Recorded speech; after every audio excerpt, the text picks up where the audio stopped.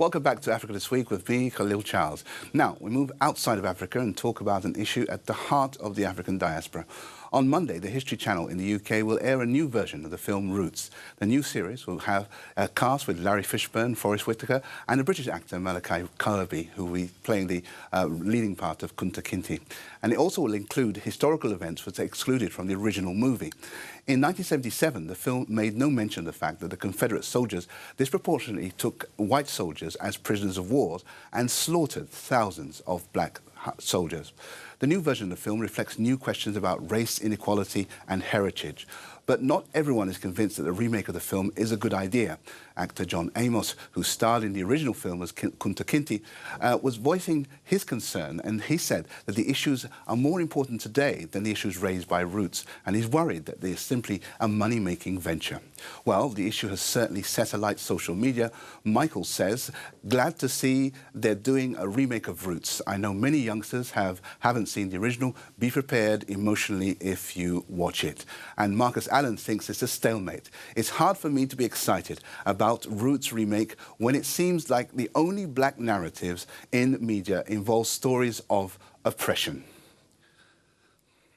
So now let's have a little clip of the movie. That's when the slavers caught him, and he never see his mama and his papa again in his whole life.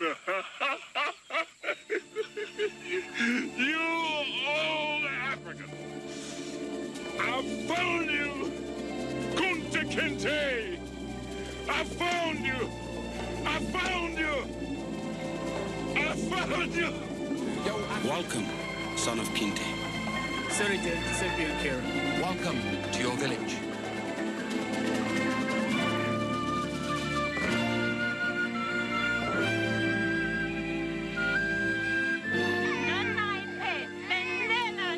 She says, we are you, and you are us.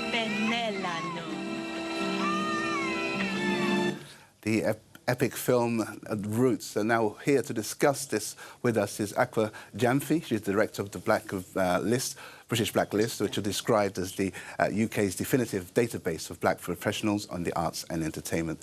We also have Mohammed Suleiman, founder and spokesman of the Islamic Action and founder and chair of the Youth Empowerment Solutions charity. And calling from the United States and America, we have the co-founder of the African Ancestry, Gina Page. And on the line also is Esther Stanford-Jose, a broadcaster and an activist around reparations based in London. Thank you all for coming onto the program. Thank you. Okay, I'm going to start one by one. I'm going to start with Akwa first and ask you all the same questions to start off with.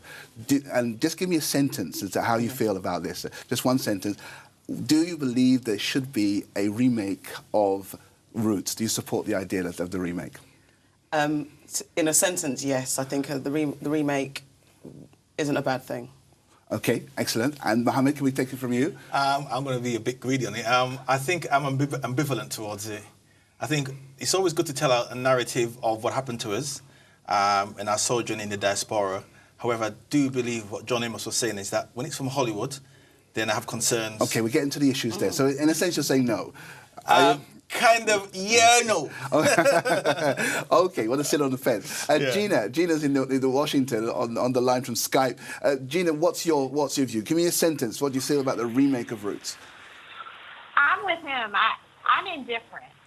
Okay, great. And we'll come back to you on your difference. And our final person, of course, on the line from London. What do you think of the remake of Roots? I think I'll have to say the jury's still out for me. I'd have to watch the remake to really make an assessment of that. Okay, so your jury's out on that. Okay, haven't yet made a decision. Right, it's interesting because there is a kind of conflict of views around the remaking of Roots. But I want to start by asking you about the original Roots. Did you see the original Roots? What was your feeling? What was when you saw that?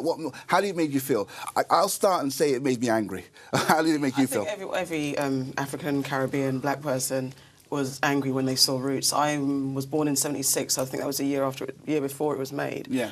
So I don't remember the actual live event of when it all went out, but I definitely remember watching it at some point as a child. But then I bought the box set for my daughter, like for ourselves, and I've got a 16-year-old daughter. But I bought it, maybe she was 10 or something, I'm not sure, and I watched it with her. it was a monumental thing, series, and definitely it makes you angry. It makes you, I don't know, angry is the word. Yes, it and is, it's an important piece of history. And the reason why, I don't know, I don't want to go over what you want to say, but the reason why I think it's a good thing is because some people have disconnected, the younger generation have disconnected from the past, but it's not about telling one's tale, but we won't. Well, I'm trying to control the conversations where we don't that's great. go too far. How do you deal with young people? And I want you to connect the two. One, tell me how you felt when you originally saw Roots, and tell me how you feel that young people today would react to Roots, because you deal with well, I was actually around about 14 when it came out. Yeah. And I remember being very angry. I went to predominantly white school, and I remember that white kids in my class were walking on eggshells, because with black kids, even though we were minority, we kind of got together and said to ourselves, this will not happen to us in this generation. And so we kind of looked at it like, there was pride in it at the same time, but there was a history that we weren't aware of. So, but the white kids definitely responded in a more submissive way, even though they were the majority in the school. All right. So yeah, anger and frustration, and at the same time was like, I'm going to boss up anybody that come near me or say anything about Kunta Kinte. They're getting it. That was my view at 14. But working with young people now, my charity, Youth Empowerment Solutions, we deal with young black people around issues of gangs, guns, and knives. Yeah. And we find that we have made them watch Roots, the original Roots. Yeah. Before we put it on, they were like, we don't want nothing to do with slavery. Bun all of that slavery business. It's got nothing to do with us. We're English. We're British. Yeah. We're not Caribbean. We're not African. We're British. Wow. Once they saw the original series, there was the similar thing: anger, frustration, and or wanting to know what next. What do we do with this? Okay, let me go on the line to Esther, because before we go over to Washington to ask Gina her view on this. But Esther, what's your view? When you saw Roots, what was your reaction to it? Well, I share many of the reactions that have already been expressed, and it still does have that impact on me today, but I think it's not so much about the anger we feel, it is how we channel that anger into the what next question. And that's, for me, where the movement around reparatory justice is so vital here, especially when we're retelling these narratives of our history. Excellent. Okay, I think we're going to come back to that, the point of reparations. But let's go to the United States. Gina, when you first saw Roots, what was your reaction? Well, I was a little girl, and I remember anger, but I also remember pride. I think that the story, when you're a child, hits you in many different ways. As I've evolved into an adult, I still feel angry when I watch Roots, but I understand that it plays an important role in Black identity, and like the others have said, it begs the question of what are we going to do? What are we going to do now? Indeed, and I want to move on to what we're going to do now. Let's come back to Akbar. In terms of the reaction today, that's in the sense that Mohammed was talking about, do you think it's useful to have something like that, Roots regurgitated all over again? Is that useful for us? How aren't we at a stage where we've kind of like overcome that and got into a different era? I mean, the question here, as Mohammed was saying, some of the young kids will say, don't tell us nothing about slavery, we're done with that. But is that not the case? And this is where it's a double-edged sword. Yeah. It's necessary to have facts told, and in a visual medium where people can understand it and take it and get a sense of the environment of what was happening. It's important that our history is accurately documented. Apparently this new version is going to be a lot more brutal and a bit more honest, whereas the 70s one was a bit more romanticised. Is that helpful, you think, being brutal, a bit more honest? Helpful is a bit of a funny word, because helpful... Brutalising our history and telling, glamorising our history and the brutal things that we experienced is not a nice thing. So helpful is a funny word. But it's necessary to have our story told properly, because there's this glossing over in schools, on TV, on everything about African, Caribbean, Black history, that it was, there was slavery and it wasn't so. And then they like to recently keep on regurgitating the narrative that Africans actually sold their people into slavery, and trying to digress away from the fact that it was a Western thing that made them lots of money and at the expense of black lives. So it's an important tool and helpful as in a resource for education. But at the same time, there has to be a balance, because the other argument is there's too much of this kind of slave story from 12 Years a Slave, and then we've got the Underground series, and then we've got Birth of a Nation, which is in that Turner Rebellion, but that's a different angle. So people are saying we have to tell wider stories as well, and I think Harriet Tubman's story is being brought to life as well. So it's helpful as a documentation of history, and especially for the younger generations who don't want to connect, because one thing I found as well, being an African-British child, there was disconnect even within our community. People didn't want to admit to being African or having African roots, and being African was seen as an embarrassment. So then Kunta Kinte was used as a slander, or, oh, you African this, African that, and Kunta Kinte this. So it's about reclaiming and connecting that we're all from the same place. This is what happened, and this is how we evolved and we're empowered. So the empowerment part comes from telling different stories, telling wider stories, and not just getting stuck on the slave narrative. But also the younger generations who think that everything's okay, it's not necessarily okay. Yes, we're a bit multicultural and a bit of a melting pot, but when you're going along nicely in school thinking, oh, my black friend, my Asian friend, this friend, and then you get called an N-word, and you're like, hold on a minute. Or even the fact that we've got white kids saying the N-word and not understanding. If they see Roots today and understand this is why the old people are angry about it, it's not that we're trying to kill your fun and tell you to stop listening to hip-hop or certain tunes. Understand why people are angry about why you're saying this word. Right, it was mentioned in the tweets there that here we have another representation of black people, a narrative of oppression. Do you agree with that? Do you think it's a bad thing that we are again talking about the oppression that we've been through, and is that I'm going to use the word again, is that helpful to us or beneficial? I think, as the sister was saying, it is important to highlight historical facts. Slavery was a historical fact. It is still continuing in many forms. I think it's important that if you're going to make this this movie, and I'm very, very ambivalent towards Hollywood. I think this is all about money as far as they're concerned. But I believe that what they should do is bring it up to date. There should be references in it that link us to Willie Lynch, that link us to self-hatred, that link us to the reason why we're not feeling empowered and why Africa is underdeveloped to the degree it's been underdeveloped. So there should be a narrative in there that's actually saying, look, we as America was built on the backs of Africans. Capital was formed on the backs of Africans. Underdeveloping Africa, as Chancellor Lee Williams wrote about in his book, shows that the legacy is still impacting on us. And all this thing about you're African, I'm African Caribbean, light skin, dark skin, the issues between the Crips and the Bloods in America, the gang warfare that we see in London, all these issues stem directly from slavery. Does that mean that we use it as an excuse when we in our community do bad things to each other? No.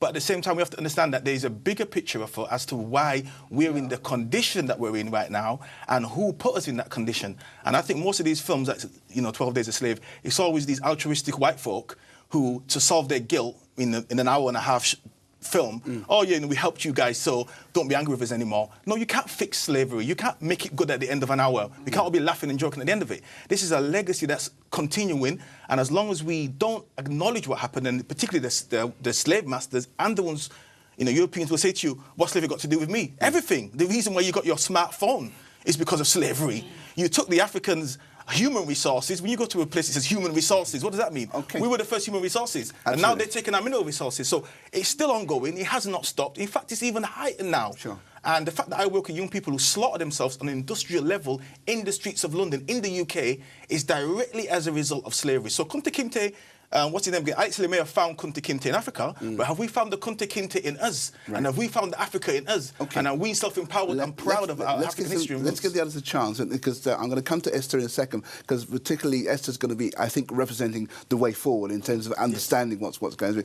But let's go across the Atlantic again. Gina, you've been listening to what's been said. What to you is the general reaction to the whole, and what's your perception of the general thing that's happened since Roots and since the identity of black people kind of discovered in a sense? What has been the American experience?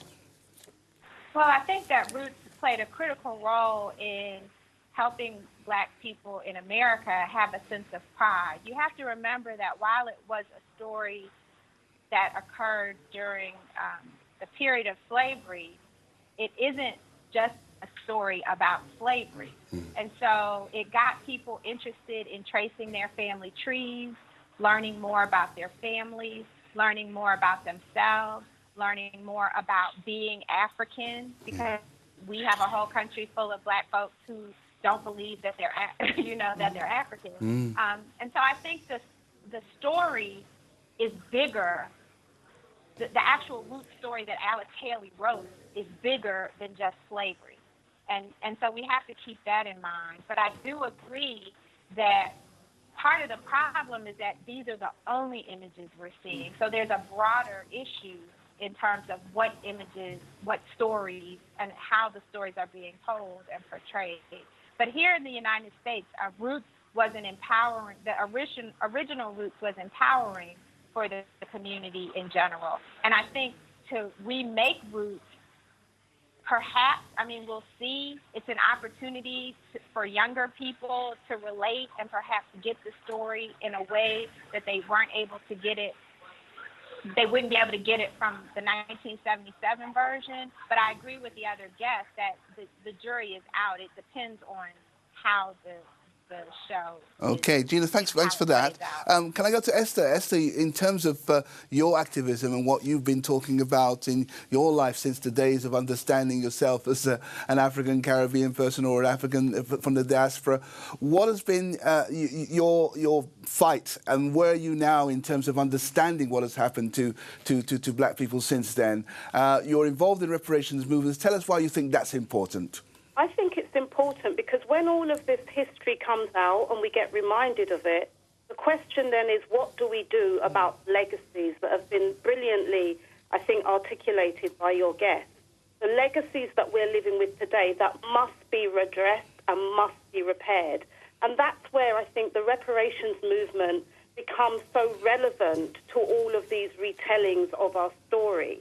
Because the reparations movement reminds us that this is not a thing of the past, that the damage that we face and the harm that we continue to experience is live, and therefore it must be repaired.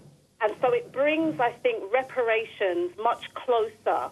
So it's not just seen as something that governments do, but it's something that can be useful for those of us who are interested in community development, in social justice and other forms of justice, and actually how we can ensure that future generations never go through this again.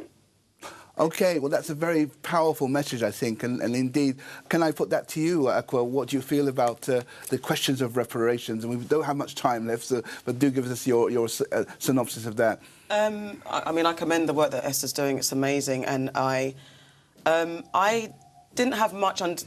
Reparations is such a big thing, so it's understanding how you take the word reparations and turn it into an actual physical thing that will benefit the wider diaspora, people back home in the Caribbean and Africa. What does reparations mean? So someone like Esther would be best placed to explain it. I think it's a good thing as long as there's planning and thought into how it will be executed and what that means, because is it a bunch of money? Is it returning land? Is it investing in... Do we get the same kind of deal that the Native Americans get? Sure. What does reparations mean and how will it be executed in a beneficial way? Let's ask Mohammed. Mohammed, what do you see and understand by the term reparations? What are you expecting in return, if you like?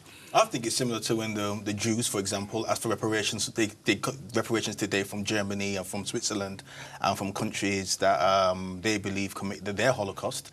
As we know, we paid a hell of a cost in our Holocaust. That was the real, just the artisan on film, like Schindler's List. I believe that it has to be on all levels: social, economic, political, technological, industrial. Every method that was used to destroy the African, to break the African, to dehumanize us, has to be used in this reparative methodology. So I think Esther's going on the right way. If it's money, then that's one side of it, but it has to be across the board. I think education is key, and helping us as Africans to heal the damage between us, between Africans ourselves, that's important as well, to look at the issues around identity, who we are and where we go forward, and whether it's religious or non-religious, African-centered religions or other religions, we should organize ourselves and use the reparations as a calling forth of us as Africans to look at how we as Africans now can begin to unite amongst ourselves and use whatever's going to be used to help us to do that. Excellent. Thank you very much indeed for that. Let's get the final word to Gina.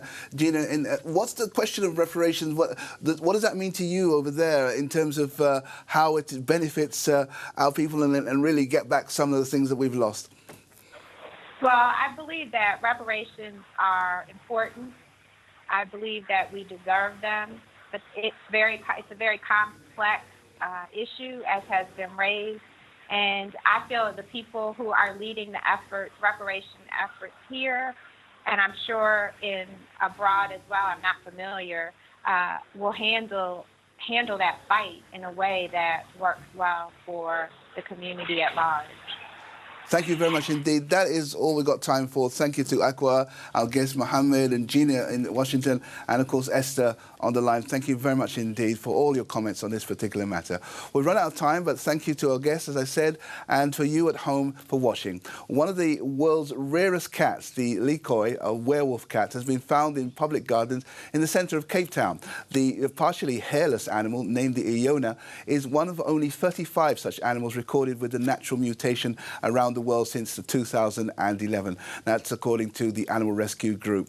So we leave you now with scenes of the rare find with a worker from the Animal Rescue. Thanks very much. See you next week.